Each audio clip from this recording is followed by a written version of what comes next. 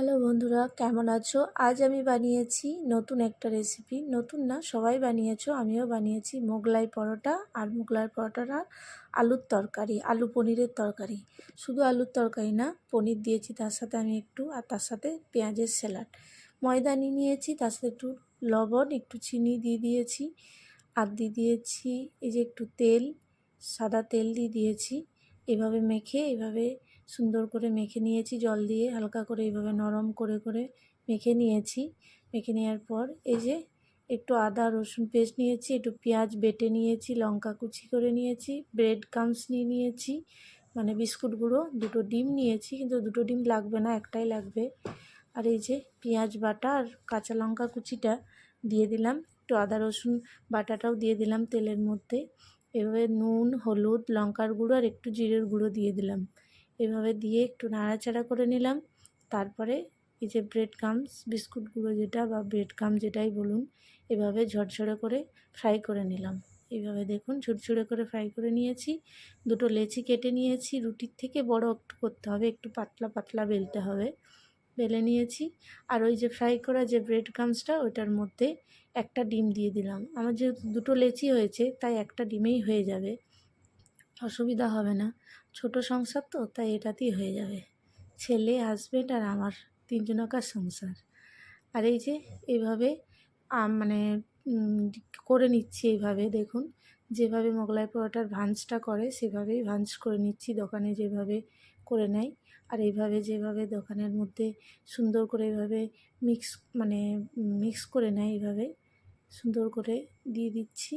দেখুন bread crumbs আর ডিমটা যেটা মাখিয়ে রেখেছিলাম সেটা সুন্দর করে দিয়ে দিলাম, লাগিয়ে দিলাম।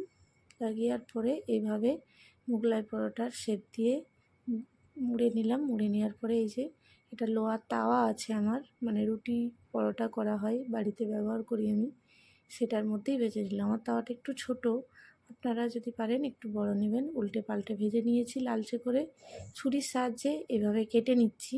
গরম লাগছে ওই জন্য হাতটা একবার করে এরকম করছি আর কি। এই দেখুন ছোটো ছোটো পিস করে কেটে নেবো। এরপরে একদম দোকানে যেমন কাটে ঠিক সেইভাবেই কেটে নেব।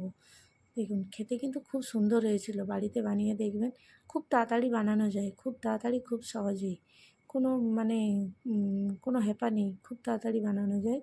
আমি তো রাত্রে, আমরা তো এটাই খেয়ে নিয়েছি বানিয়ে।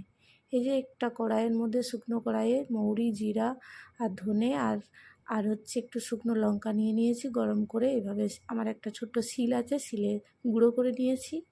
আর এই যে তেল নিয়েছি কড়াইয়ে, একটু আলুটা ভেজে নেবো। আলুটা কিন্তু একটু সেদ্ধ করে নেবেন, নুন হলুদ দিয়ে একটু সেদ্ধ করে নিয়েছি।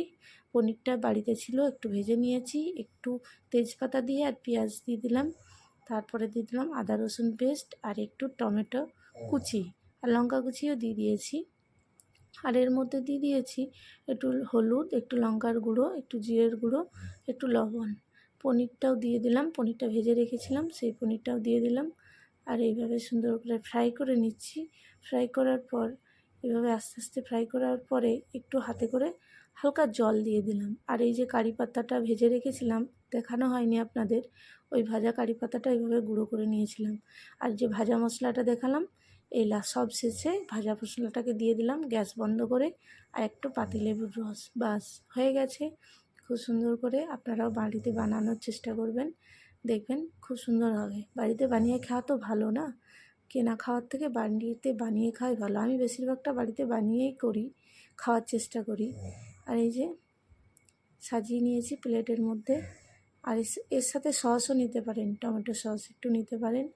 যাই হোক, নমস্কার, ভালো থাকবেন।